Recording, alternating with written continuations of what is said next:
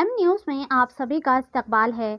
आंध्र प्रदेश के मछलीपट्टनम से एक सनसनीखेज खबर सामने आई है, जहां जिला कोर्ट को बम से उड़ाने की धमकी दी गई।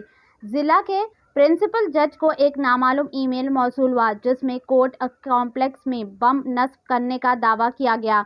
जिला जज की शिकायत के बाद पुलिस फौरी हरकत में आ गई। कोर्ट के अहाते को खाली करवा लिया गया और बम डिस्पोजल स्क्वाड की जानिब से तलाशी मुहिम शुरू कर दी गई। पुलिस ने कोर्ट के अतराफ सिक्योरिटी सख्त कर दी है और ईमेल भेजने वाले का सुराग लगाने के लिए साइबर क्राइम टीम की मदद ली जा रही है।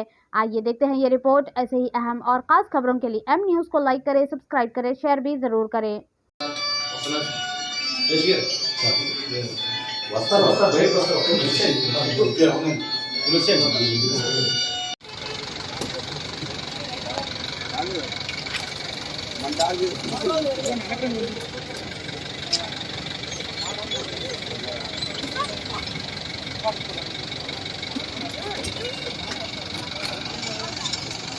రామ